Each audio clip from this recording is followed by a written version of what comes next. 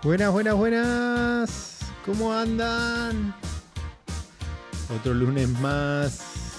Otro lunes más compartiendo entre todos nosotros.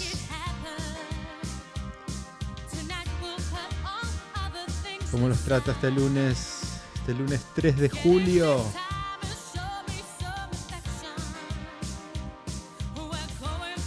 Espero que anden muy bien. Ahí ya se empiezan a conectar. Vamos, vamos, vamos. Vamos todos. A ver de dónde están. ¿De dónde están conectando hoy? ¿De qué lugar de Argentina? ¿De qué lugar de Latinoamérica? ¿De qué lugar del mundo? Todas las semanas tenemos gente de distintos lugares, de México, de Venezuela, de Estados Unidos, de España, hasta de Israel. Impresionante. Vamos, vamos, vamos. Y hoy encima con un invitado súper especial. La verdad que este cuatrimestre, esta primera parte del año del programa, hemos tenido profesionales de altísima calidad, ¿no? Ojalá que lo estén pudiendo disfrutar y ojalá que lo estén pudiendo también aprovechar, ¿no? Que es la idea.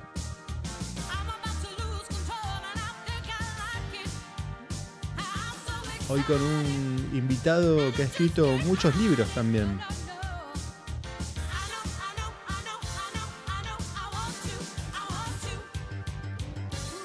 Bueno, para ir empezando quería agradecer el que estén siempre ahí presentes, el que estén participando, el que pongan en comentarios, bueno, qué temas quieren que sigamos abordando, ¿no? Denos ideas ahí abajo en los comentarios para nosotros también poder ir sabiendo qué compartir con ustedes y a qué otros profesionales convocar para que puedan venirnos a enriquecernos con su conocimiento, ¿no?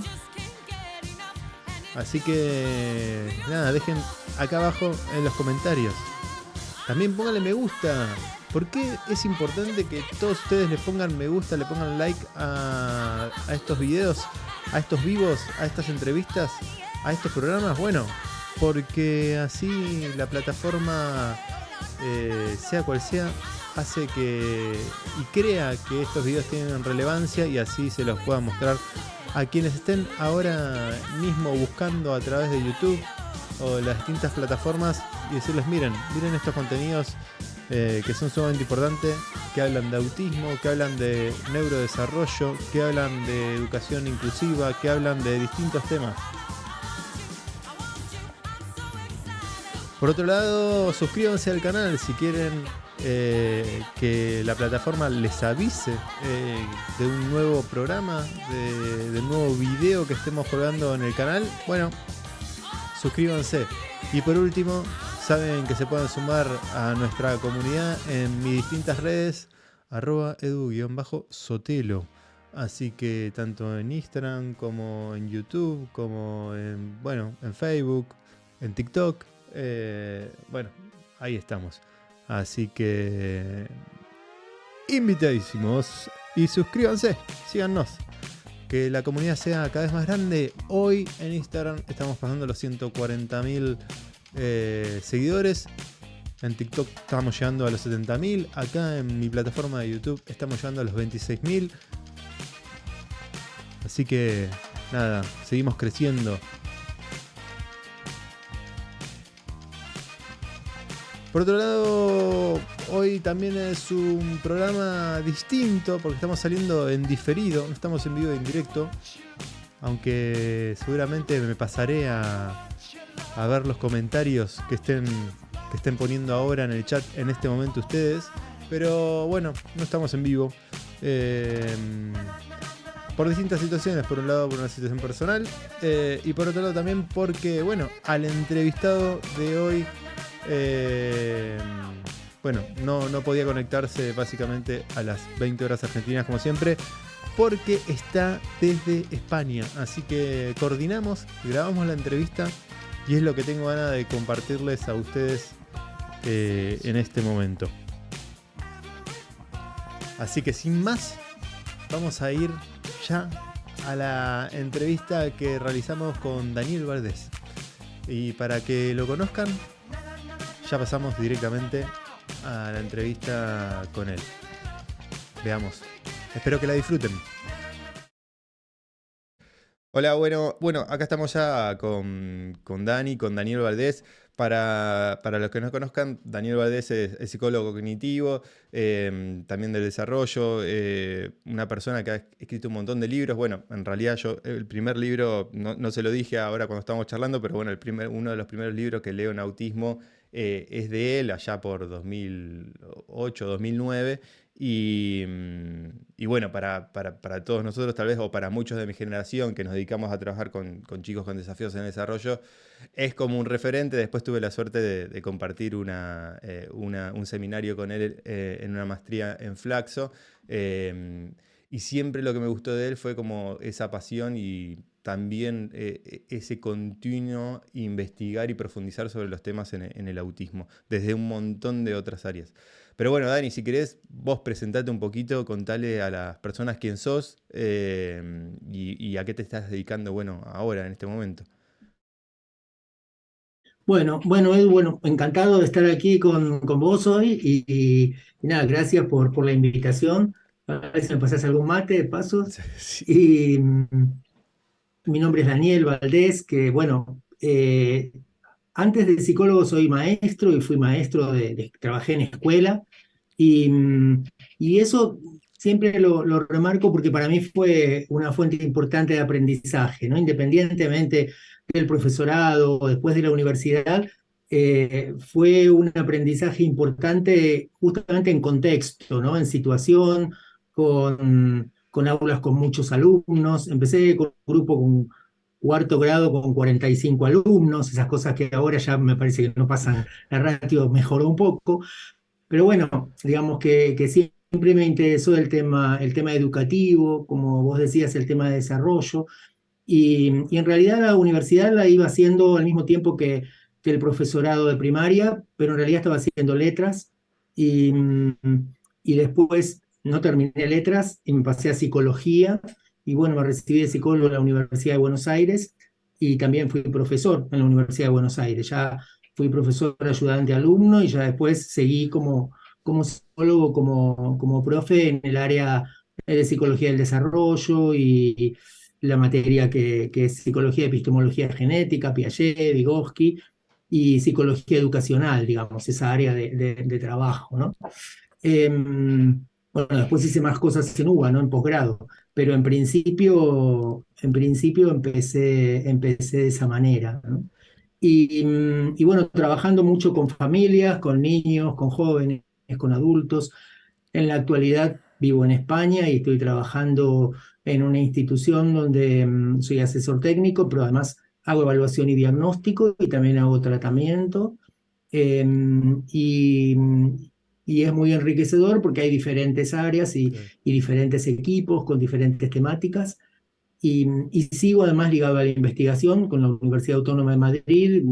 Estoy trabajando en un equipo de investigación sobre neurodesarrollo, donde hay diferentes áreas temáticas, y bueno, la mía está vinculada al autismo, eh, y trabajando también en docencia, ¿no? En formación, en la Universidad de Barcelona, en Elche, bueno, en distintos lugares, Claro. algunas cosas así como aquí por Zoom. Sigo con los posgrados de Flaxo, que realmente es una satisfacción porque tenemos siempre alumnos de toda Latinoamérica y seguimos formando gente e intercambiando y aprendiendo también ya desde hace más de 20 años, ¿eh? Así Wow. que, bueno, seguimos trabajando y como vos decís, estudiando y investigando porque hay cada día desafíos diferentes, ¿no? Y nuevos. Sí, bueno, la pandemia me imagino que habrá sido uno, pero antes de meterme en la pandemia, me interesa mucho eso de que primero, o sea, estudiaste para ser maestro.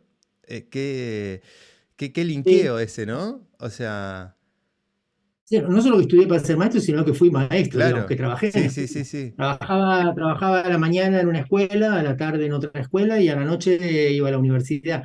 Y la verdad que fue una experiencia excelente, excelente porque me encanta trabajar en la escuela, me encantó la experiencia. Eh, pero además porque insisto mucho en esa cuestión de que si no te ponen al frente de un grupo, trabajando en un grupo, en el patio de recreo, en el aula, en el día a día de la escuela, es muy difícil entender la escuela. Tal cual. Uno entiende mucho cuando los maestros se resisten a determinadas cuestiones que llevan o llevamos los psicólogos o los equipos o los gabinetes o los técnicos en no sé qué, porque a veces se respeta muy poco la experiencia del maestro, la cultura escolar, y se hacen como extrapolaciones a veces un poco salvajes, ¿no? Vienen a Sí, decirme qué tengo que hacer, cómo lo tengo que hacer, y bueno, ¿por qué no te pones en frente a 30 alumnos o a 40 alumnos y me explicás, ¿no? Porque en general el maestro tiene esa idea que es cierta. Entonces, yo creo que una de las claves cuando uno entra a las escuelas es sobre todo el respeto por la experiencia del otro, pero también el respeto por la dinámica institucional. El maestro hace un montón de funciones que la gente que no está en la escuela ni imagina, ¿eh? tal, Amén de cuidar el re, recreo sí. y todas las cuestiones administrativas y que un pibe se lastima y hay que llamar a una ambulancia y que hay que reunirse con una familia y que además hay que enseñar la regla de tres simple. Es decir, es compleja la situación, ¿no? Y todo lo que te llevas a tu casa para corregir, para planificar, y esa, esa cuestión uno la conoce más cuando la hace, digamos, cuando está ahí, Sí. cuando realmente la vive y la experimenta. Entonces, para mí fue realmente una escuela de aprendizaje importantísima. Hoy día voy a las escuelas, pero voy, digamos, justamente de visita o por trabajo, pero articulando, digamos, inclusiones, pero también sigo trabajando con talleres, con docentes, yendo a las escuelas. Aquí se pide mucho esto de, bueno, ¿qué caja de herramientas puedo armar? Porque cada vez hay más chicos, chicas, adolescentes con TEA en las escuelas y bueno, ¿de qué manera puedo brindar esos apoyos adecuados, etcétera, etcétera, ¿no? Sí, Entonces, conociendo un poco esa dinámica, se hace bastante más sencillo intercambiar con pares, ¿no? Con docentes. sí, no es menor. Para mí no es menor. No es menor cuando uno va, por lo menos a mí como profe y como docente, yo siempre digo, primero soy educador, después docente y después soy profe, o sea, como último. Pero cuando, por ejemplo, uno lee un texto tuyo, bueno, te das cuenta que ahí hay mucha cosa de docente, de poder explicar sencillo, de ser claro con las ideas, de poder bajar a tierra un montón de información que muchas veces es súper compleja y didácticamente poder simplificarla. Pero también esto que decís vos, ¿no? Esa lectura que muchas veces a mí me pasa también como profe, como persona que ha estado en un patio o ha estado en la escuela, de poder entender esa cultura y de lo que se juega ahí, ¿no? De lo que se juega en un aula, lo que se juega en un patio, de muchas veces también las frustraciones que se llevan los docentes a la casa, ¿no? O porque muchas veces se involucran tanto con ese chico en proceso, con un chico con autismo o con un chico que está teniendo algún desafío en el desarrollo, no tiene un diagnóstico, que al punto de que se me han parado a llorar enfrente mío, y vos decís, wow, wow, o sea, toda esa cosa que se juega ahí y que se involucran hasta el punto, digamos, de afectarte tu vida a niveles anímicos y que a veces no se tiene tan en cuenta.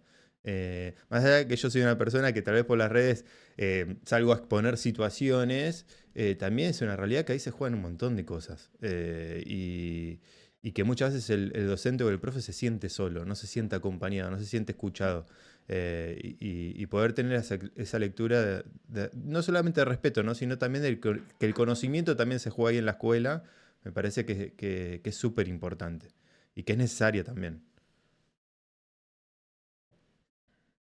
Sí, además, esto que decís es clave, ¿no? El tema de la angustia, el tema del miedo, digamos, es muy importante trabajar con las emociones que sentimos como maestros cuando estamos en aula, porque eh, si no parecería bueno, somos refractarios a las situaciones, ¿no? Y la verdad que, bueno, cuando insistimos en trabajar en equipo, en poder preguntar, en poder decir, no sé, ayúdame. O sea, mi experiencia en el trabajo con escuelas, la verdad que es maravillosa en ese sentido, porque cuando uno se sienta, yo cuando hablo de las reuniones, hablo un poco de esto, ¿no? Que estamos haciendo ahora, decir, bueno, aunque sea tomar un mate, a tomar un café, post pandemia ahora es café, té, pero Mm, bueno, a tomar algo juntos, no es el tema formal de la reunión o de la planificación, es el tema yo diría más informal de el encuentro, el verse la cara, el contarse cosas, bueno, lo que decimos desde una parte teórica, pero es bien práctica, construir comprensiones compartidas, en el sentido que por ahí estamos hablando supuestamente de lo mismo, pero cada uno lo está entendiendo de manera muy distinta. Y en esas reuniones, en esos encuentros, bueno, nos vamos entendiendo, vamos como renegociando significados, sentidos, porque a veces ajustes razonables, apoyos visuales, bueno, hay un montón de palabras, o como dicen aquí, palabras que supuestamente todos sabemos qué son, pero nos sentamos mejor y decimos, bueno, ¿a qué llamamos ajustes para Nico? ¿Qué son apoyos visuales para Sofía? O sea, concretamente, ¿qué es eso? ¿Cómo lo uso? ¿De qué manera? ¿Cómo hago para no confundir una agenda con un dispositivo de comunicación? Etcétera, etcétera, etcétera. No tienen por qué saberlo, pero y por eso está bueno, así como lo hacemos con la familia, también hacerlo con los docentes, ¿no? Yo me acuerdo cuando yo empecé a trabajar como maestro, dando una clase, así como, ¿qué ocurre en general? Para los que todavía usan tiza o pizarrón, que los maestros en general hablamos mientras escribimos, y entonces, ¿cuál es de repente me doy vuelta y estoy escribiendo y estoy hablando, y se me acerca una vez un chico y me dice que él era sordo y que si por favor cuando hablaba podía mirar para los demás chicos. Y a mí no me habían avisado nada. Fíjate el tema de la inclusión. Claro, O claro. sea, entonces, realmente, o sea, entonces si nosotros podemos plantear la inclusión de distintos modos, pero lo primero es sentarnos y conversar y decir, mira, agarrar este chico y tiene todas estas fortalezas, y un chico era sumamente inteligente, con un potencial enorme, educado, interesado, motivado, pero era un chico con sordera, entonces, y hacía lectura labial, pero yo no estaba ni enterado. Claro. Entonces esas cosas que son pequeñas pero son inmensas, realmente me dio muchísima vergüenza por un lado y después decir, pero claro, si yo no me doy cuenta que hago eso, ¿no? Y él me lo está diciendo, ¿no? Entonces es sentarme con la familia y después pedir el equipo, si tenemos suerte de que hay un gabinete o de un equipo de orientación, bueno, trabajar con el equipo, y si tiene terapeutas externos que vengan y nos sentamos todos juntos y nos comentan en qué cosas podemos colaborar, qué cosas podemos ayudar,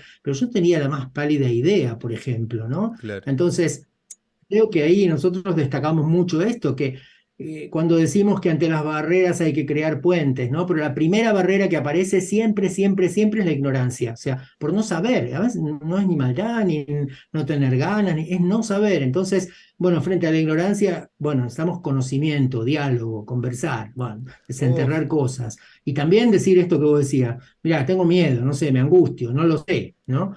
Aquí yo estoy trabajando uno de los trabajos que estoy haciendo de manera más o menos sistemática es con la ONCE, que es la Organización Nacional de Ciegos de España, que es una mirá. organización muy importante, muy comprometida con el colectivo.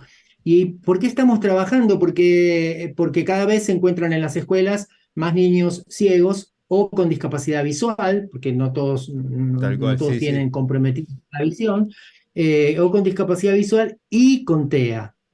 Y entonces, Es claro, verdad, entonces cuando sí. empezamos esos cursos, ya, claro, miren, yo puedo leer, he leído cosas, pero yo no soy experto en discapacidad visual ni en ceguera. O sea, los expertos son ellos, porque están trabajando desde hace años con el tema. Entonces, bueno, yo les puedo decir qué pasa con el TEA, y ellos me dicen qué pasa imagina que yo les digo, no sé, la agenda visual. Bueno, la agenda visual tendremos que hacerla adaptada a la Claro. discapacidad visual, a uno, o al nivel de, de, de conservación visual de cada uno, ¿no es cierto? Entonces, Claro. esto es clave, es sentarnos juntos y decir, bueno, yo les puedo ofrecer esto y puedo darles pistas sobre esto y darles conocimientos sobre el tema del autismo en la escuela, las herramientas, pero ustedes díganme cómo lo hacen en relación con discapacidad visual o ceguera, porque yo no soy experto en eso, ¿no? Entonces, esta es un poco la idea también, ¿no? De Armar ir redes, claro. como. Claro, armar redes, armar puentes y bueno, ser un poquito menos ignorantes también cada día, Sí. ¿no? Bueno, también ese gustito por el conocimiento. Ya justo cuando comentabas vos esto, primero que no más de 2 semanas me escribió una familia de un chico con autismo y con ceguera preguntándome si conocía profesionales porque le estaba teniendo este problema. O sea, o sabían de una cosa o sabían de la otra. Y yo, la verdad, no, pero y lo que pensaba era un poco lo que estabas comentando vos. O sea, habría que sentarse a hacer ese link, digamos, esos puentes para tener el conocimiento y aprender. Hace también una semana estaba yo dando una charla y hago una dinámica. Entonces invito a una persona con discapacidad visual, tenía ceguera, a participar, ¿no? Entonces, claro, yo estaba con el micrófono. Entonces me dice, me toca el hombro y me dice, no, me hace señas como para que lo vea, me acerco y me dice, Edu, sacate el micrófono porque no sé dónde estás. Claro, porque digamos, él se guiaba por mi voz y lo que yo estaba proyectando salía por los parlantes. Listo, bueno, aprendí algo nuevo, ¿no? Y esa cosa de estar abierto a la posibilidad de aprender y aprender de la realidad del otro, que nunca va a ser la tuya, y poder contemplar eso y sumarlo a tu mochilita de herramientas y de estrategias. Pero bueno, esto está sucediendo y mirá vos qué bueno, qué importante y también te abre la posibilidad de esto, al conocimiento, ¿no? Bueno, dentro de la diversidad, en tanto a lo visual, o sea, cuál es la capacidad que tiene esta persona y cómo adaptamos el apoyo que necesita para poder acceder a la información. A mí me parece súper interesante, a veces parece como súper complejo, pero tiene que ver para mí con esto, ¿no? Con construir esos puentes y que otros nos puedan brindar ese conocimiento que nosotros no tenemos y estar abiertos a recibirlo, que es fundamental. Y entonces, o sea, Y hay un punto, Edu, que sí,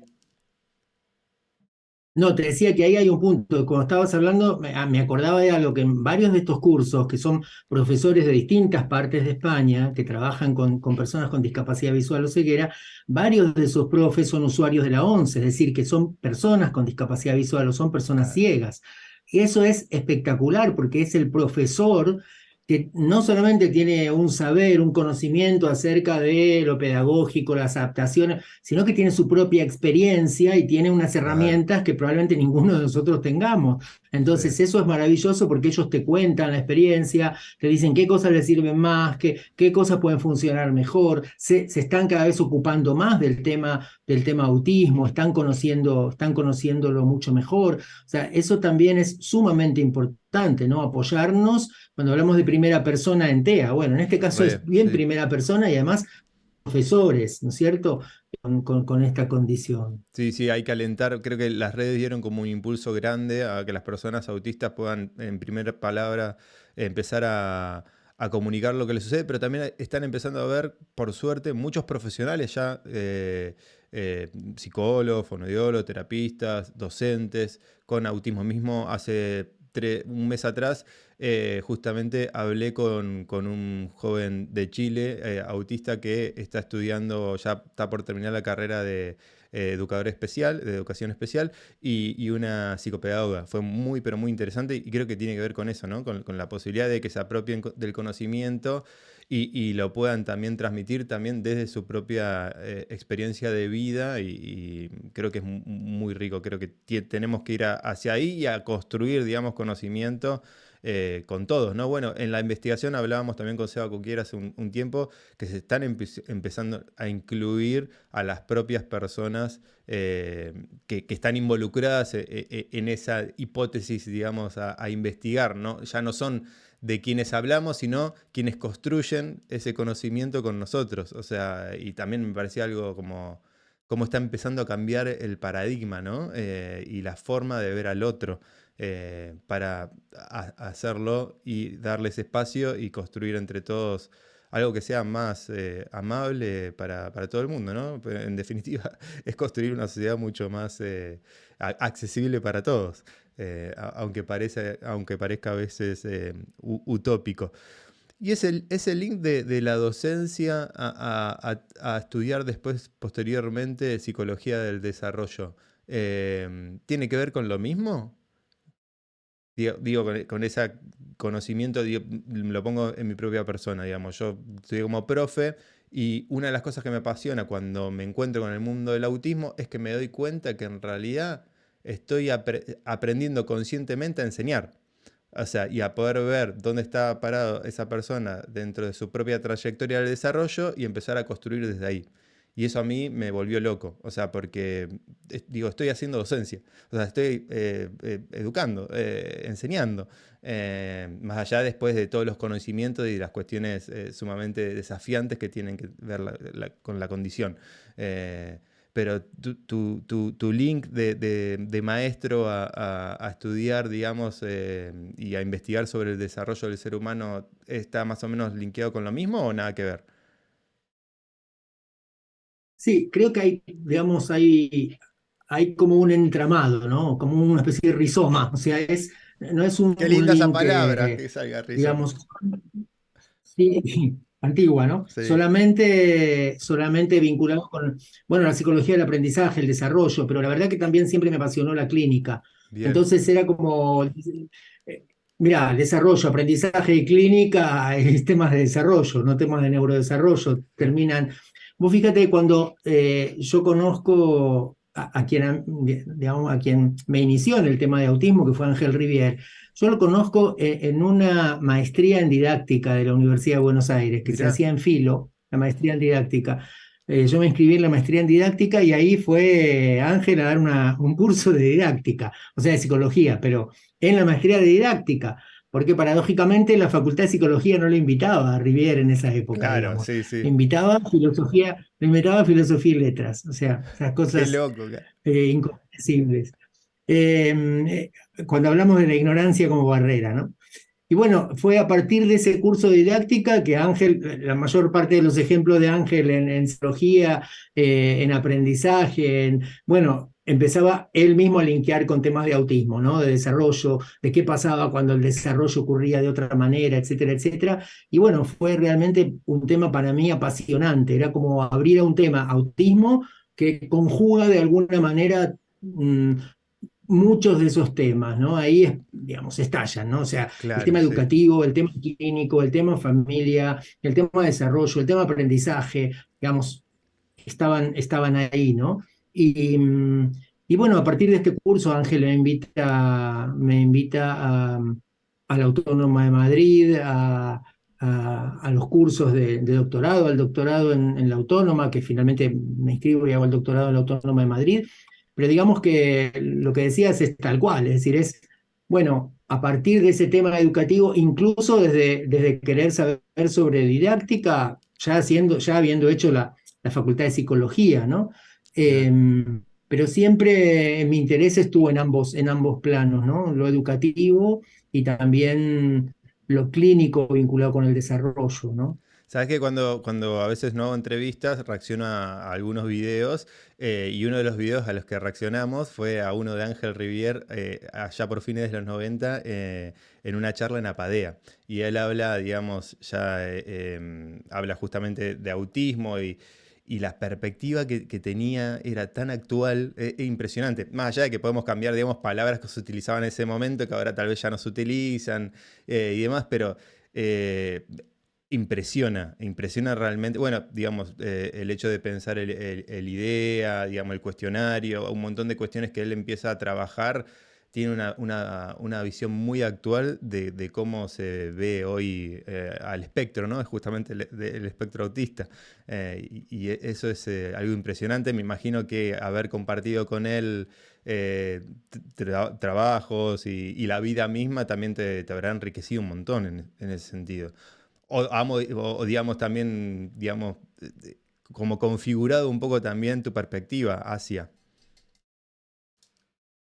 Sí, porque además en eso no sé, en general tiene que ver con el estilo o la modalidad de cada uno, ¿no? Pero yo no puedo separar lo personal de lo profesional en ese Sí, ámbito, ¿no? Es sí, decir, obvio. no sé, si yo no engancho en lo personal, no me llevo bien con alguien, también me resulta difícil compartir proyectos, ¿no? Me pasa hoy mismo desde el punto de vista laboral, yo tengo Claro. que sentirme cómodo, bien.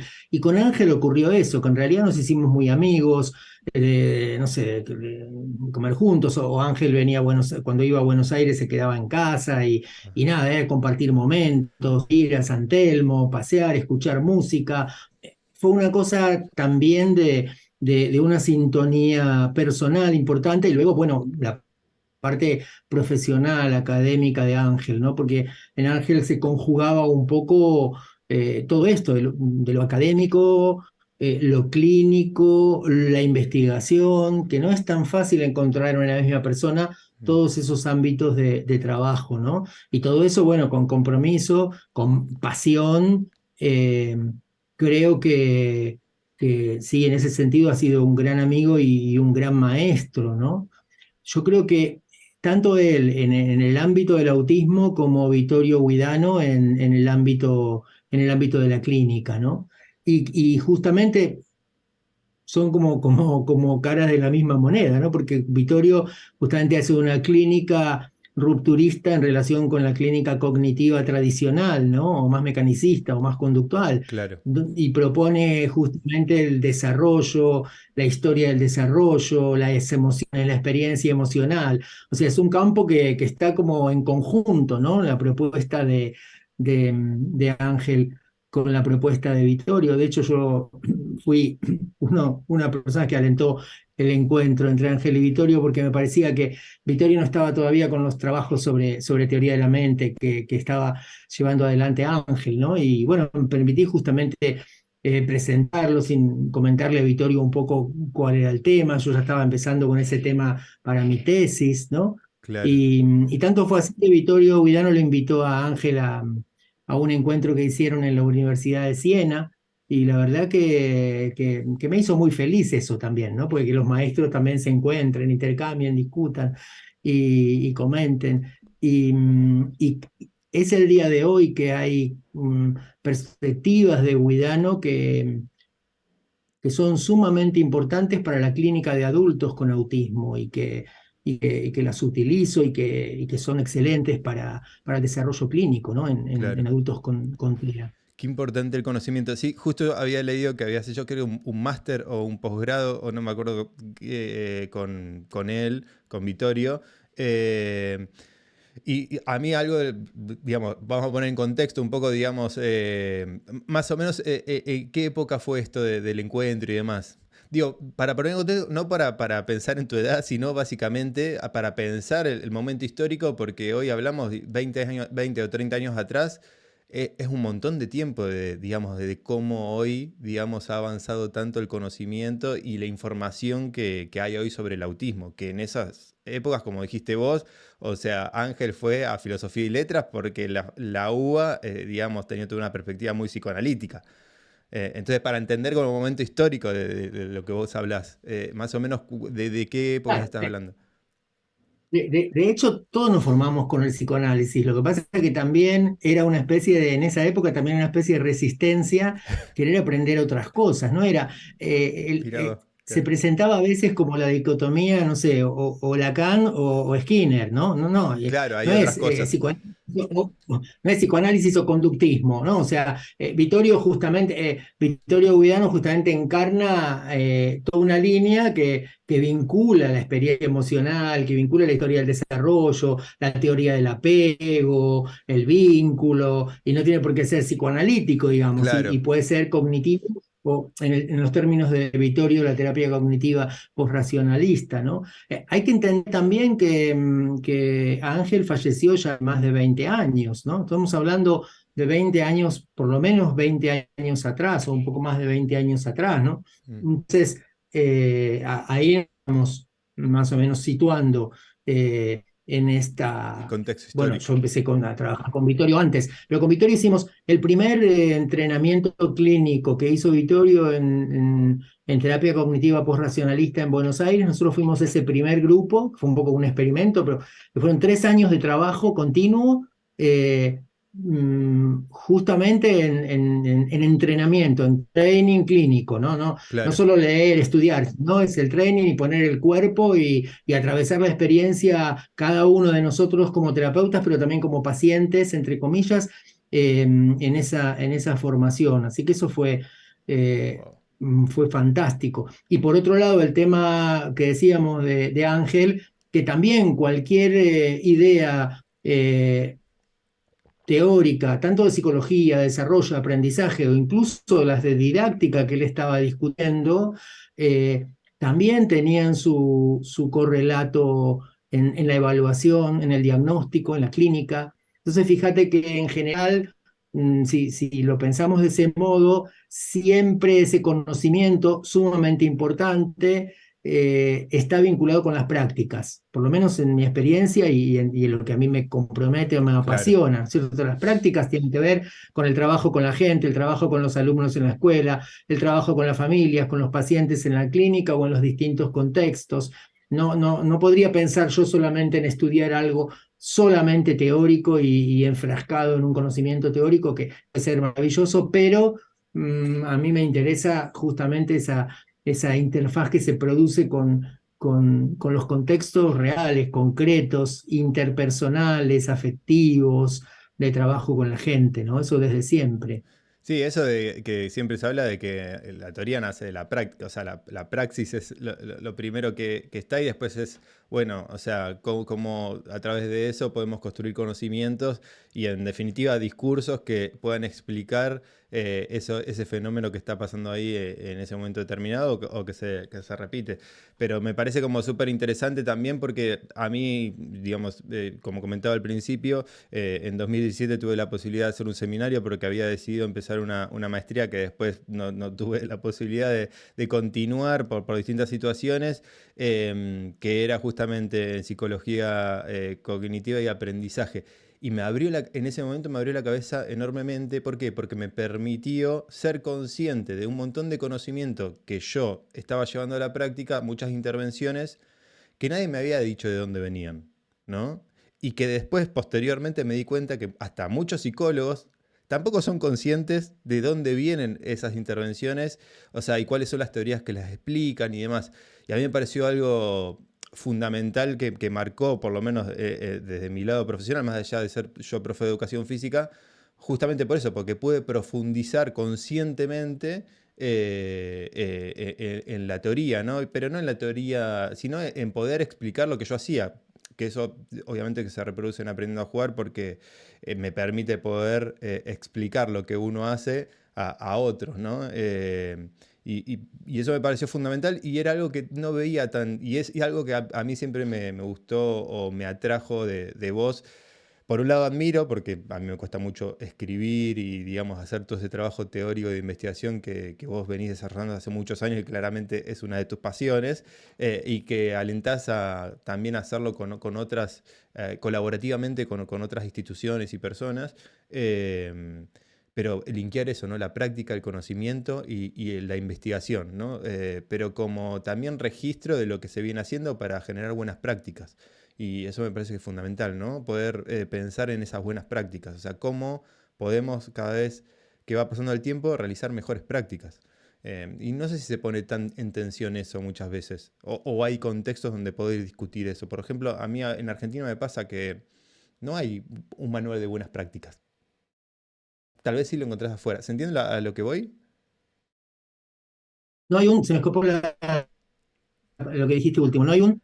Como un manual de buenas prácticas, un documento Ah, que esté organizado entre, digamos, varias instituciones para poder decir, bueno, estas son buenas prácticas, por ejemplo, en neurodesarrollo o en autismo, o, digamos, mismo desde la educación, ¿no? Podemos pensarlo, pero no hay como esa construcción de conocimiento, que a veces si uno va, por ejemplo, a España, encuentra como documentos en ese sentido.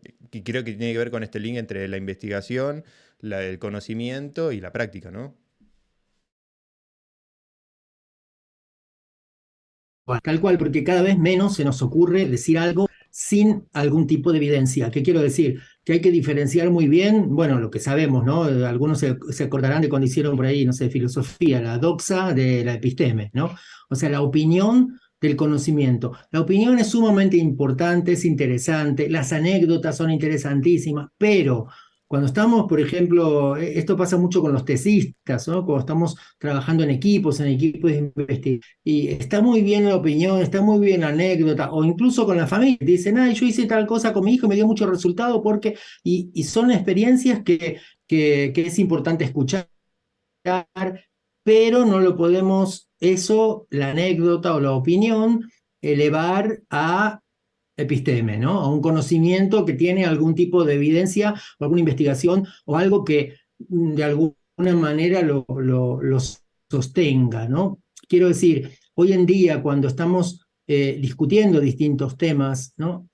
Por ejemplo, el tema de adultos, ¿qué es lo primero que estamos haciendo? Y lo que hacemos es, bueno, fijarnos qué revisión sistemática hay sobre el tema, qué metaanálisis de trabajos hay sobre X tema que queremos ver. Por ejemplo, no sé, el masking que está de moda, ¿no? Sí. Camuflaje, masking. O sea, ahora es muy fácil que cualquiera diga cualquier cosa sobre estos temas. Bueno, vamos a ver, ¿qué ocurre? O sea,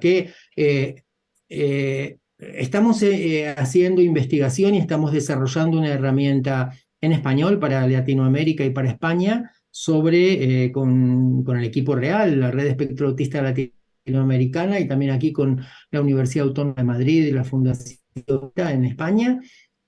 Una herramienta que es una herramienta que se usa sobre riesgo de suicidio, intento de suicidio o pensamientos suicidas, una herramienta creada para la población en general. Estamos trabajando sobre una adaptación cultural y una traducción para el mundo de habla hispana, ¿no? Entonces, frente a ese tema, uno puede decir, sí, a mí me parece que hay varios pacientes que hablan del tema o tienen ideación suicida. Bueno, vamos a ver qué es lo que dicen los datos, por ejemplo. Entonces, cuando uno ve que los datos, las personas con TEA, adultos o adolescentes, riesgo, parece que tiene mayor nivel de ideaciones suicidas o intentos, o incluso han pasado al acto.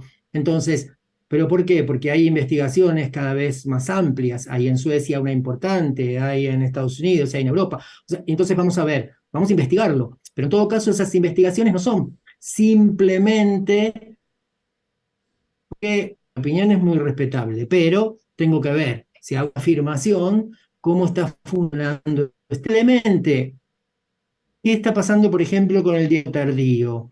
El diagnóstico tardío crea, de alguna manera, situaciones de ansiedad, depresión, síntomas clínicos, problemas en la salud mental, malestar emocional. ¿Por qué?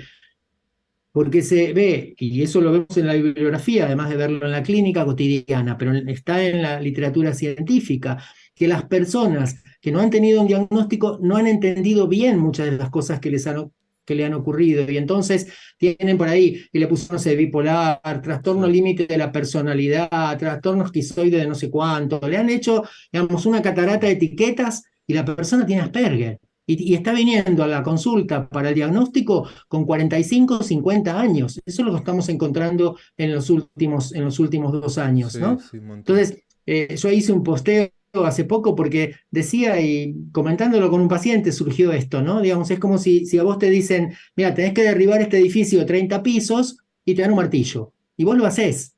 Y lo haces. Y además lo derribás, pero tardás un montón, Sí, un esfuerzo sobrecompensatorio enorme. Nadie te avisó que necesitabas no solo un martillo, necesitabas otras herramientas, necesitabas una grúa, un tractor, dinamita. Es decir, que con una herramienta de nada, digamos, como diría Mafalda de Morondanga, derribaste ese edificio, pero con un costo emocional, psicológico, con un daño psíquico. O sea, porque esta sí, sobrecompensación se paga, digamos, cobra en el cuerpo, en el bienestar emocional. Entonces, claro, encontramos a muchos adultos con toda esta sintomatología, pero el hecho de tener el diagnóstico, que además yo diría que es un derecho, el tener un diagnóstico, es decir, comprender mejor.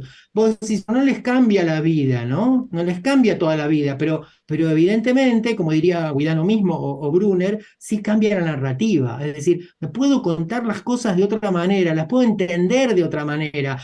Esto que me pasó cuando era pequeño, los episodios de acoso, de bullying, de no entender los chistes, de ser un ingenuo, de que siempre me engañaban, o situaciones que tuve con las parejas, o lo que me pasa a mi hijo, porque algunos son padres, sí, o la experiencia de la universidad. Así como que empiezan a contar con distintas claves para comprender mejor. sí, Y eso sería imposible abordarlo si no tenemos justamente esas herramientas que provienen de la clínica, pero provienen también de toda la investigación que se está haciendo en los últimos años en el área. Por eso es importantísimo esto, estar, digamos, estar con un pie en la clínica, pero también con un pie en la investigación, porque si no, no puedo dar herramientas adecuadas si no entiendo cuál es el estado actual de ese problema. Por ejemplo, autismo en adultos, ¿no? Digo Uf. como ejemplo, pues es un Sí, tema sí. inmenso en sí mismo, ¿no? Pero digo como ejemplo. Sí, sí, pero me parece. Vos vas a ver que se me apaga la cámara, pero estoy saliendo con la cámara a ver si así mejora un poquito la señal. Igual tu audio está saliendo perfecto, así que lo importante es lo que vos Sí, estás diciendo. yo te escucho entrecortado, no sé, pero No, no, está no sé si saliendo. será no sé si será el contra, ¿cómo se dice? La diferencia climática, porque acá hace como 40 grados y allá no sé Uf. si hace frío. Vino una ola de calor de África que está espectacular, Ah, digamos. Estamos asados. qué complicado. Bueno, no, acá en Buenos Aires debe estar haciendo unos 17, 18 grados. Hay mucha humedad. Hay días que de repente te levantás, Ah, hace está 5 buenísimo. grados y de repente te Agradable. querés matar. Y hay días que de repente, no, ahora está agradable. Pero bueno, con la humedad que ya sabemos que caracteriza a la ciudad de Buenos Aires. Pero no, me parece como re interesante esto que estás diciendo, porque esto que decís vos, así como lo estás diciendo, es lo que se juega muchas veces en las redes, ¿no? Esta es la posibilidad de que cualquiera puede decir cualquier cosa y no está sustentado por, digamos, por la evidencia científica. eh, y por trabajos y por investigación, por práctica, por un montón de cuestiones, y es como a veces es una anécdota personal. Y a veces me pasa, yo por ejemplo, yo suelo contar algunas historias breves. Claro, y en esa historia breve a veces hay como un montón de intervenciones que queda como en, mirá, con un poquito de amor y bueno, no, en realidad ahí hubo la posibilidad de esperar que la persona te abra la posibilidad del juego, de seguir el liderazgo del chico, ¿no? Y un montón de cuestiones que tienen que ver con el propio conocimiento y las intervenciones que están basadas también en la evidencia, que bueno, es una de las cuestiones en las que vos abogás mucho y mira, te voy a contar anécdotas personales de que de repente yo aparte de comprar un libro tuyo para leerlo, también para leer la bibliografía. Me interesaba, aparte de leer lo que vos estabas planteando, leer la bibliografía que has utilizado para profundizar sobre esa bibliografía, ¿no? A ver qué está, digamos, qué lee él y cómo profundizar en esos temas. Que me parece algo súper importante y que a veces que claro, en las familias como en docentes o en profesionales tanto de la educación y de la salud, no se pone tan en juego eso y me parece que es fundamental, ¿no? Esa posibilidad que comentabas vos también de poder poner, como ordenar un poco las cosas en su lugar, que es súper importante. Vos ahí nombraste por arriba, ¿no? Los chistes, las ironías y demás. Vos hiciste tu tesis de doctorado, es en teoría de la mente. ¿No? A ver, yo te perdí lo último. ¿Preguntás sobre el tema de mi tesis? Sí, sí, sí, sí, sí, si tu tesis era en teoría si había sido en teoría de la mente. Sí, sí, el tema de la tesis, que como yo comentaba antes, mi director de tesis fue Ángel Rivier, eh, Ah, mirá. y luego colaboró conmigo eh, Juan Antonio Huertas, también de la Autónoma de Madrid, pero con Ángel hicimos todo el diseño de pruebas, ¿no? Hicimos dos estudios. Un estudio fue sobre análisis del discurso con lexicometría, con análisis cualitativo y con lexicometría en personas con trastorno obsesivo compulsivo, personas con Asperger, personas con desarrollo típico, eh, porque ahí queríamos ver justamente aspectos que tienen que ver con términos emocionales, términos epistémicos, eh, pero siempre trabajando en esa gama, ¿no? Comprensión emocional, teoría de la mente, eh, cognición social, ¿no? Ahora se habla más de cognición social, pero en esa Mirá. época justamente comprensión emocional, teoría de la mente, emocional, eh, y el otro estudio, ese era un estudio de discurso sobre presente, pasado y futuro, cómo se articulaba en esas distintas poblaciones. Y otro de los estudios fue una batería de pruebas, ¿no? Porque lo que nos encontramos en esa época es que, bueno, las pruebas que había de teoría de la mente eran pruebas para niños en general, había poco material para adolescentes y adultos. Los que habían avanzado con eso era el equipo de la Universidad de Cambridge, Baron Cohen y otros, Francesca Japé, pero eran, digamos, bastante pocos los estudios sobre la cuestión evolutiva en teoría de la mente, ¿no? Claro. Incluso muchos de esos autores eran como muy terminantes, ¿no? Como si la teoría de la mente fuera algo todo o nada, como se tiene teoría de la mente o no se tiene teoría de la mente. Se utilizó en ese ámbito la palabra ceguera mental, que para nosotros es un error conceptual, ¿no? Porque no es ceguera mental, ¿qué quiere decir? ¿Que sos un cero mentalista? No, la persona con autismo tiene dificultades en teoría de la mente, pero no es un cero, o sea, puede tener dificultades, por ejemplo, comprensión de ironías, pero entiende que la otra persona tiene mente o entiende que la otra persona tiene intenciones. Es decir, que es un continuo dimensional y en ese continuo dimensional hay distintos niveles de dificultades en teoría de la mente. Entonces tratamos de hacer alguna herramienta, en este caso sabemos que no hay una sola prueba que mida teoría de la mente. ¿Por qué? Porque la teoría de la mente es un constructo complejo, multidimensional, es decir, hablamos de teoría de la mente y hablamos de comprensión de emociones, hablamos de creencias, de deseos, de intenciones, de sentimientos, atribución de intenciones, de engaño, de mentira, o sea, la empatía, hablamos un montón de temas, una sola prueba. Cuando tenés esta prueba, es de teoría de la mente, mentira. O sea, la prueba, no sé, es falsa creencia, es de falsa creencia, o la prueba de creencia.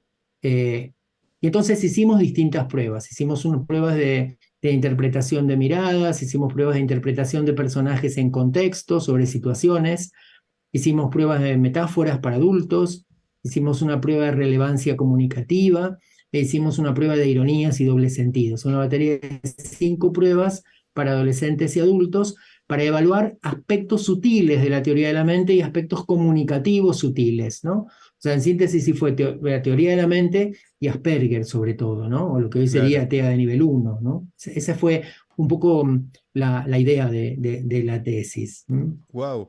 Y de forma, si se puede, sencilla, ¿de qué hablamos cuando hablamos de teoría de la mente? Bueno, lo primero que quiero comentar,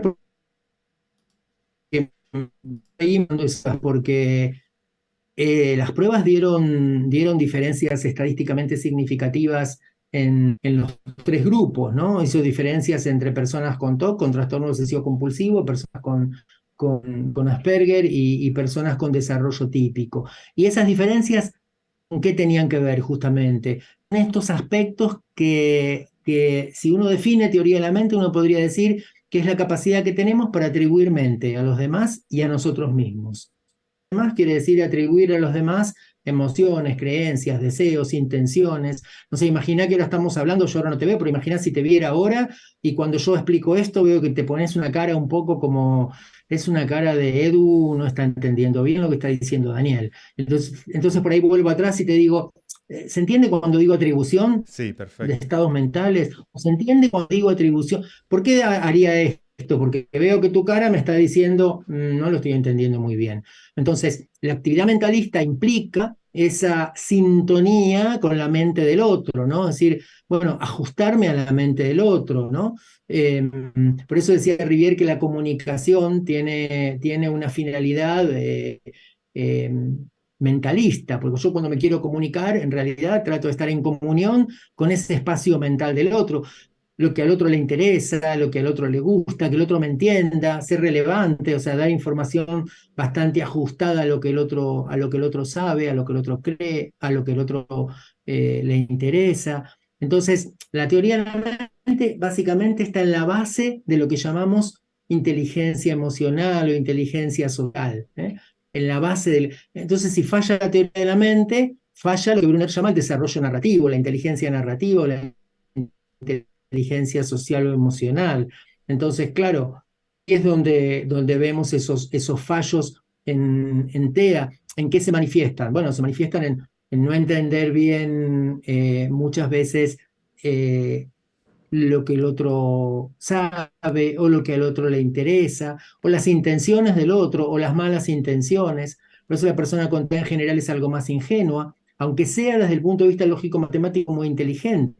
Porque acá hay que diferenciar, cuando decimos inteligencia social o emocional o inteligencia interpersonal, ese es un tipo de inteligencia, pero la inteligencia no es un bloque sólido y cerrado. También hay una inteligencia lógico-matemática, ¿no? Entonces, claro, hay personas con inteligencia lógico-matemática alta o incluso muy alta, pero tienen dificultades en la inteligencia social o interpersonal, ¿no? Que es lo Claro. más prototípico en personas con Asperger bueno, por ahí han ido a la universidad, por ahí tienen un doctorado en física, pero luego tienen dificultades en la unión social, con cosas, digamos, hasta de sentido común en la actividad cotidiana. Daniel, ¿de qué puedo hablar con un compañero de trabajo no es una reunión de trabajo, en la reunión de trabajo estoy perfecto, pero hay una cena. Las cenas de fin de año son fatales, en general, en las personas con Asperger que Claro. tienen trabajo, que les va muy bien en el trabajo. Pero, ¿de qué puedo hablar con A? ¿De qué puedo hablar con B? ¿Qué puedo decir si me preguntan tal cosa? ¿No? Como que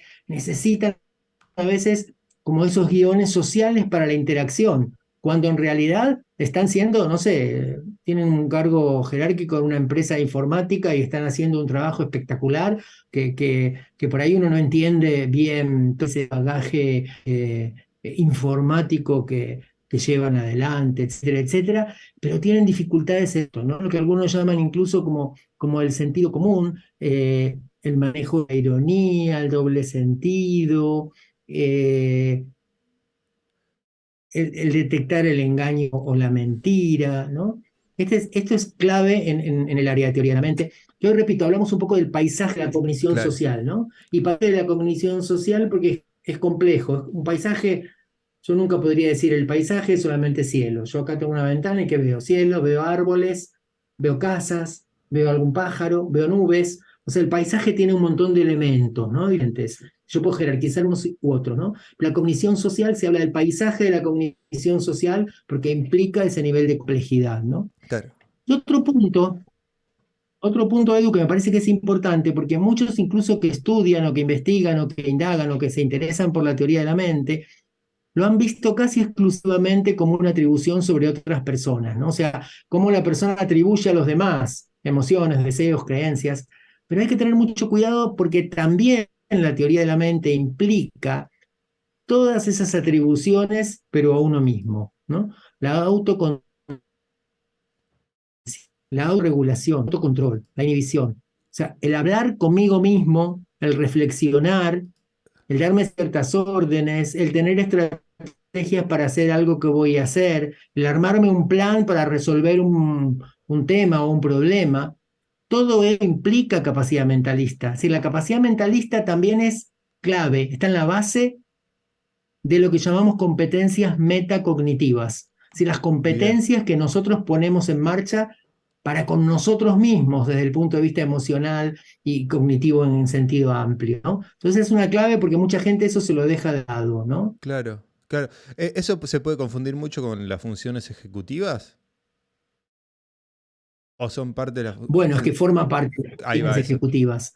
Porque, mira, Vygotsky dice algo que a mí me parece que lo dijo en los años 30 y sigue teniendo para mí la misma vigencia. Vygotsky dijo, cuando se internaliza el lenguaje, desde el punto de vista evolutivo, ¿no? Sí. Cuando se internaliza el lenguaje, se reorganizan todas las funciones cognitivas. Es decir, cuando el niño empieza a hablar consigo mismo, pero ya no con el habla privada o el habla egocéntrica, emitiendo, ¿no? Diciendo, ahora pongo acá esta ficha, y ahora pongo acá este cubo, y ahora este bloque va acá, y ahora, no que ese sería el habla privada o el habla egocéntrica, sino cuando esa habla empieza a hacerse interna, se internaliza, se constituye como pensamiento verbal. ¿Eh? Claro. Cuando la persona empieza a hablarse a sí misma, diría Vygotsky, se reorganizan todas las funciones cognitivas. La memoria ya es diferente, el aprendizaje ya es diferente, la atención ya es diferente. ¿Por qué? Miren, podemos decirlo de manera muy sencilla. Ahora me pueden tocar el timbre de Amazon, o puede sonar una sirena, o puede ladrar un perro. ¿Y yo qué voy a tratar de hacer? Voy a tratar de seguir inhibiendo todo lo demás y dirigiendo mi atención a esta charla. Trataré, por ahí no puedo, pero trataré. ¿Eso qué significa? Que yo tengo herramientas internas para decirme a mí mismo, bueno, Daniel, ahora estás hablando con Eduardo y te mantenés acá, por más que te golpeen, que toquen el timbre, que se caiga un libro de la estantería, etcétera, etcétera, etcétera. Todo esto que es de autorregulación, que es de inhibición, o se me pierde algo, digo, ¿dónde lo puse? ¿Lo dejé en el cajón? ¿O lo apoyé en la mesa? Todo esto que hago como instrumento metacognitivos para ayudar a mi memoria, hablarme a mí mismo para ayudar a mi memoria. Todas estas forman parte de las funciones ejecutivas, por supuesto, pero forman parte también de este bagaje, de esta caja de herramientas metacognitiva que es clave. ¿Eh? Wow, Y claro. vos fíjate algo, mirá, no sé, tal vez esto sea un poco, desde el punto de vista teórico, un poco complicado, pero desde el punto de vista práctico, cuando nosotros insistimos tanto en los sistemas aumentativos de comunicación, en que la persona con autismo tenga signos, la filosofía de la comunicación total, que se comunique de alguna manera, que comprenda algún signo, pueden ser gestos, pueden ser pictogramas, pueden ser fotos, pueden ser palabras, puede ser palabra escrita. ¿Por qué nos obsesionamos con los sistemas aumentativos? Porque no estamos pensando en que Juanchi, por ejemplo, use el signo solamente para pedir. O sea, lo use con una orientación externa. Dame la pelota, ¿no? O te doy el pictograma de la pelota para que me des la pelota. Está muy bien. Sophie pide su cuaderno. Juanpi pide una Claro. manzana. Nico pide un yogur. Perfecto. Se comunican con ese mundo externo a través de signos. Pero ¿por qué nos obsesionamos? Porque esa es la puerta de entrada a que esos signos no solamente sirvan para comunicarme con el mundo externo, Sino sino para. para empezar a comunicarme con mi propio mundo interno. Es Claro, decir, que esos signos los empiece a orientar internamente. Por claro. eso hacemos tanto énfasis en el uso de signos, no solamente, que también obviamente, no solamente para que se comuniquen y pidan cosas, que eso mejora obviamente su calidad de vida, su bienestar emocional, sino también para que empiecen a comunicarse consigo mismos. ¿Por qué? Cada uno consigo mismo, con ellos mismos. ¿Por qué? Porque esa es la manera de construir conciencia autorreflexiva, hasta donde se pueda. Nunca hay que poner un techo. O sea, no, ¿para qué voy a usar signos? Ah, no lo va a entender. No, esto es muy complicado. Nunca hay que poner un techo. Ya hay estudios sobre TEA y habla privada. TEA y esa función comunicativa con uno mismo, ¿no es cierto? Que Claro. implica construcción de conciencia reflexiva. Entonces, esto puede parecer muy teórico, pero también es muy práctico. No, pero es re Estamos hablando de práctico. algo muy práctico.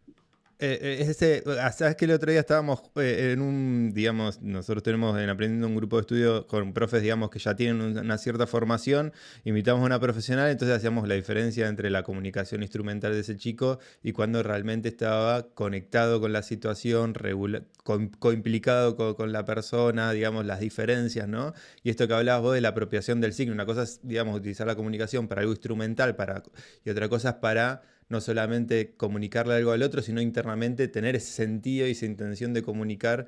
eh, y esto que decías vos también, que me parece súper importante, porque a veces cuando se habla de autismo profundo, que muchas veces asimila autismo profundo a autismo no hablante, pues, digamos, es como sinónimo y a veces no tiene nada que ver una cosa con la otra, esta cuestión de la importancia de la comunicación, no solamente como una cuestión meramente comunicativa, sino como un ordenador de un montón de otras funciones que le permiten a ese ser humano, a ese individuo, poder seguir comprendiendo mejor el mundo interno y el mundo externo a la vez, ¿no? Que generalmente no se habla de eso, que esta cuestión, ¿no? De internalizar el signo para uno mismo. Me parece súper interesante y no sé si muchas veces, espero que la familia que estén o los profesionales que estén compartiendo con nosotros también se estén enriqueciendo en este sentido. Entonces, yo por simple, digamos, deducción podría decir entonces que es posible que la teoría de la mente o este tipo de habilidades se puedan entrenar o psicoeducar en personas dentro del espectro. Sí, hay una cuestión importante que este planteo de enseñar habilidades mentalistas, eh, por supuesto que es importante, pero siempre tenemos que pensar cuál es la función, Bien, porque muchas veces uno sigue escuchando afirmaciones del tipo, bueno, todavía no entiende del todo las ironías, o todavía los chistes algunos caza pero otros no los capta, todavía no usa bien metáfora. Vamos a ver, si tiene diagnóstico de TEA y estamos hablando de neurodiversidad, no va a ser como vos querés que sea. O sea, no va a Bien, seguir un patrón re buen uniforme de punto, sí. desarrollo, va a seguir el patrón de desarrollo que pueda seguir. Entonces, hay que tener mucho cuidado de para qué queremos hacer las cosas, ¿no? Porque yo lo decía hace poco, lo comentaba en el libro que hicimos con Cintia, en el libro de autismo de madres, terapeutas y desafíos compartidos, ¿no?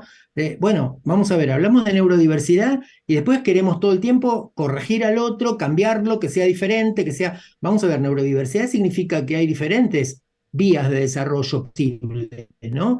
Entonces, claro, otra cosa es decir, brindar todos los apoyos necesarios para que la persona se pueda desarrollar plenamente, ¿no? Digo esto planteando en este sentido de no ser esta cosa como incluso hasta capacitista de todo lo que tiene que hacer es lo mismo que yo hago o lo mismo que yo sé hacer, ¿no? Vamos a ver, no, la vida del otro es la vida del otro Tal cual. y al otro en todo caso podemos brindar apoyos o tendrá ayudas en su vida para potenciar al máximo todo lo que pueda desarrollar. Este es un tema clave, ¿no?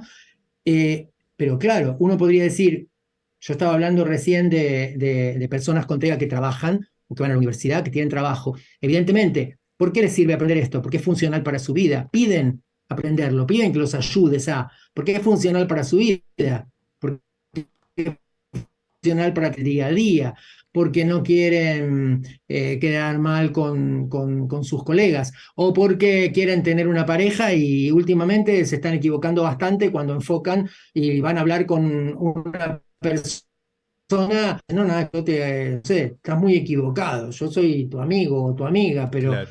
entonces, ¿cómo me doy cuenta, Daniel, cuando estas claves se pueden tener, no se pueden tener, se pueden enseñar, no se pueden enseñar? Hay un punto en el que todos podemos ser un poco más hábiles mentalistas, todos, con y sin TEA, ¿eh? Porque en esa dimensionalidad algunos somos bastante toscos en algunas cuestiones Sí. sutiles mentalistas, ¿no? O sea, no, y no tenemos TEA, o sea, a veces somos un poco brutos o decimos las cosas de manera un poco directa, o sea, y por otro lado, afuera. La prueba de metáfora la han hecho bastante mal, ¿no? Mejor que las personas TEA, pero bastante mal. Y yo diría por qué. Porque bueno, por metáforas. O sea, si nos esforzamos todos podemos producir metáforas, pero bueno, no todos somos García Lorca, no todos somos, no sé, César Vallejo o Alejandra Pizarnik, es decir, no todos somos poetas. Entonces, ese continuo dimensional quiere decir que habrá personas que desarrollan la metáfora de una manera súper sutil, poética, original, y luego muchos de nosotros que por ahí somos un poquito más toscos, pero no tenemos TEA, pero estamos en ese continuo dimensional, ¿no? Entonces, ese punto tenerlo claro. Punto dos, si vamos a la evidencia de lo que hablábamos antes, sí, hay entrenamientos, digamos, hay enseñanzas, aprendizajes posibles dentro del campo de la teoría de la mente, dentro del campo de la comprensión emocional. Otra cosa que están planteando es, incluso con distintos colectivos, con personas con TEA, con personas con esquizofrenia, con personas sin TEA también, o sea, hay diferentes tipos de intervenciones, pero hay una cuestión que es general en los programas y es que la persona con TEA tiene bastante más posibilidad de perder esas competencias si no se hace un mantenimiento. Es decir, que hay que trabajar sobre eso, pero a la vez sostener Ah, ese, mira. porque le cuesta mucho que sea de manera natural, ¿no? Y por otro lado, hay que tener en cuenta que muchas personas con TEA que tienen inteligencia lógico-matemática preservada, digamos, que no tienen discapacidad intelectual, claro, eso es un efecto de sobrecompensación, ¿no? Por ejemplo, Claro. Juanpi va a la casa de la abuela todas las tardes, ¿no? O tarde sí, tarde no. Y llega a la casa de la abuela, le encanta, adora a la abuela, le encanta ir a la casa de la abuela, disfruta con la abuela, pero un día la abuela le dice a su mamá que Juanpi, ella está un poco mal, o triste, o confundida, o angustiada, porque Juanpi nunca le da un beso, nunca la saluda, entra a la casa como una tromba y no le da bolilla nunca, entonces piensa que por ahí no la quiere. Y bueno, su mamá lo plantea, lo vemos con Juanpi, que quiere mucho a su abuela, y Juanpi mismo también se preocupa, a su modo. Y entonces, ¿qué planteamos? Como él es un chico inteligente, como él entiende las situaciones sociales, bueno, cuando uno va a la casa de la abuela, lo primero que hace después de entrar es saludar a la abuela con un beso, decirle, hola abuela, ¿cómo estás? y como él es inteligente y entiende y puede aprenderlo, lo empieza a hacer y la abuela feliz de la vida. Ahora, él la saluda porque piensa que si no su abuela se va a poner triste, porque le va a afectar, porque sintoniza con la preocupación de la abuela. No, eso no se da mucha cuenta. Pero sí, la empieza a saludar porque sabe que hay que saludar. Claro, Y eso para él empieza a ser funcional. Entonces, se enseña, como se enseña un guión social, claro, ¿no? Una historia social, y él lo puede hacer. Y él se pone contento porque la abuela está contenta también, y la abuela feliz de la vida, y la madre también contenta, y eso es funcional, y no pasa nada, digamos, no le hemos impuesto y lo hemos conversado con él. Y ¿qué quiero decir? Que esas son como vías sobrecompensatorias, ¿no? Como cuando yo decía, bueno, en esa reunión de trabajo, pero una reunión informal, o en una cena con colegas de trabajo, ¿de qué hablar, no? Yo veo a algunos adultos y se arman como un guión de temas que pueden hablar. Bueno, el fútbol, no me interesa nada el fútbol, me dice, pero a mis compañeros les interesa. O por ahí voy a tomar un tema que me interesa a mí, pero sé con quién comentarlo, cuándo comentarlo, y se arman como guiones. Y eso les da seguridad, porque si no, tienen un nivel de ansiedad descomunal, ¿no es cierto? Entonces, por supuesto que sí, se puede trabajar, por supuesto que muchos pueden funcionar ese aprendizaje. Y luego está la complejidad del mundo humano. Por claro, ejemplo, Santiago aprende que la cara de enfado, de enojo de la maestra quiere decir que está enojada, y la cara de contenta quiere decir que está contenta, o la cara de triste de la mamá quiere decir que está triste, o la cara de feliz quiere decir que está feliz, o la cara de miedo quiere decir que está atemorizada, y lo aprende perfectamente. Pero luego, por ejemplo, la mamá puede poner cara de contenta y estar triste, no claro, puede poner cara de enojada y estar contenta, y ahí no la pesca. claro. Entonces, bueno, hay como un potencial importante y bueno, también habrá limitaciones, pero el punto es ese, es la funcionalidad, ¿no? Si es más funcional para la persona, bueno, se le puede brindar esos apoyos, ¿no? Evidentemente. Claro.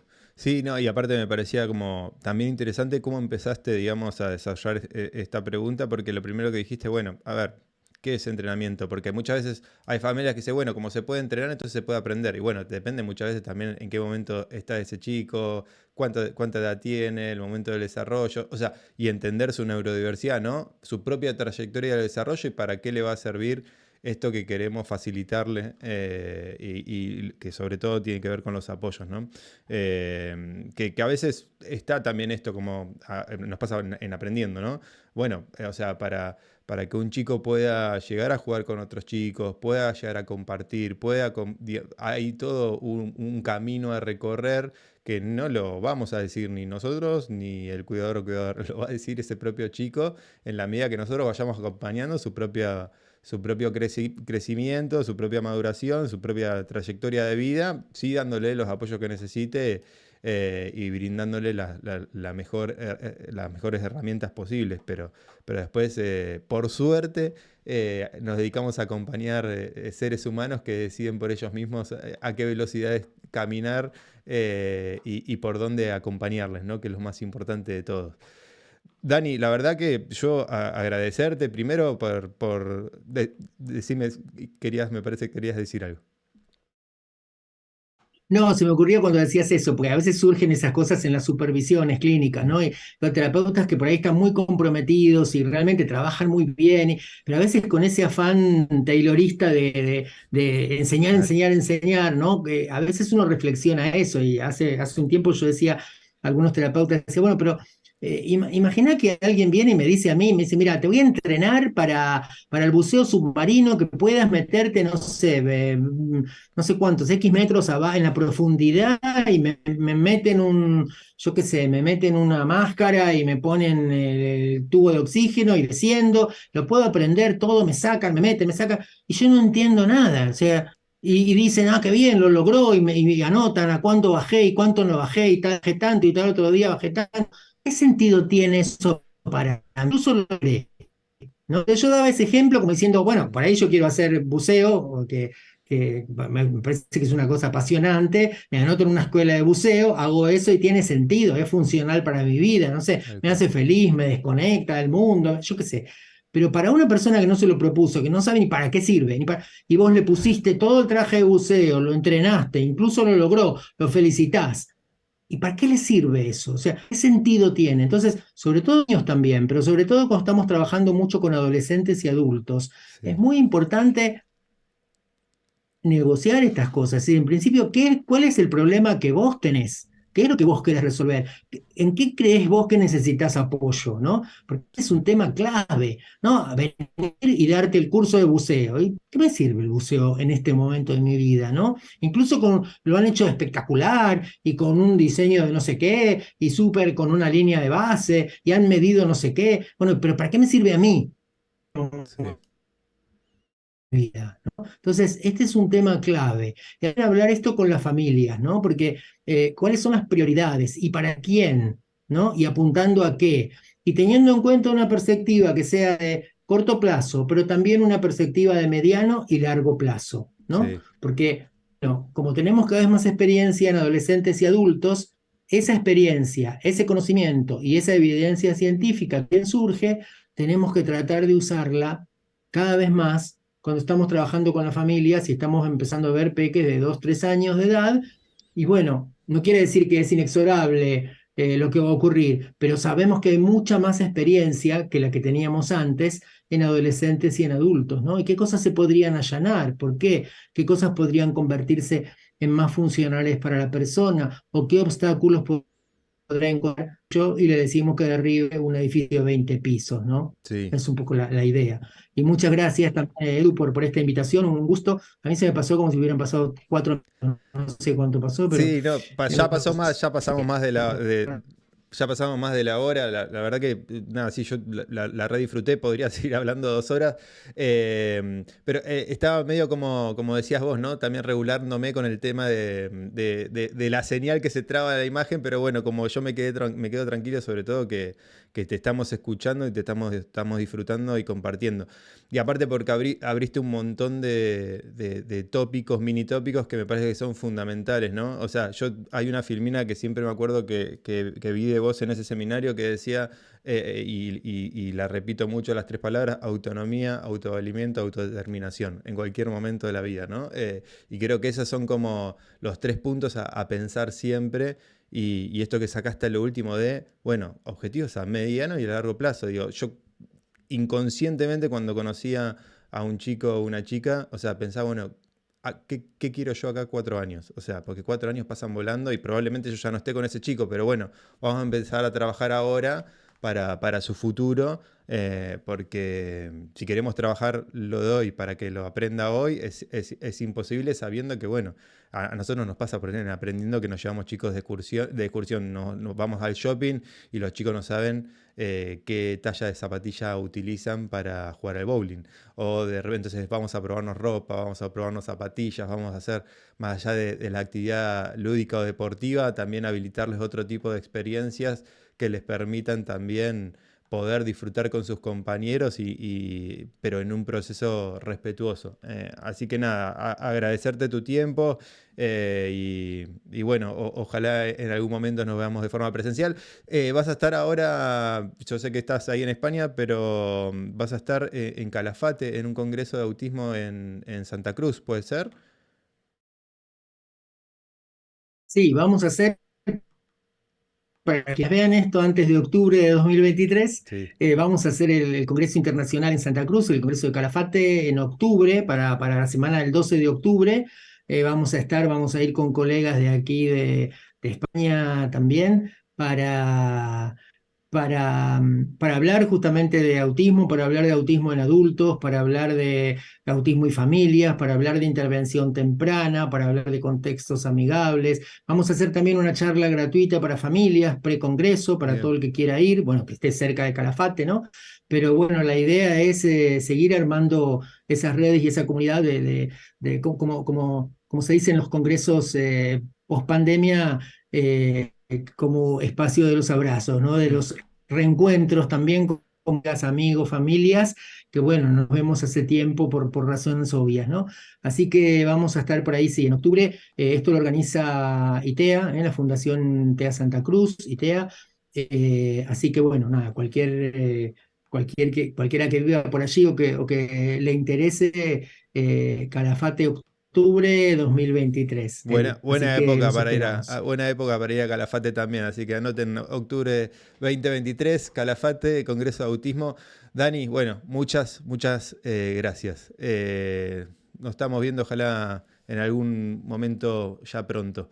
Chau, chau. Gracias. ¿Y qué les pareció?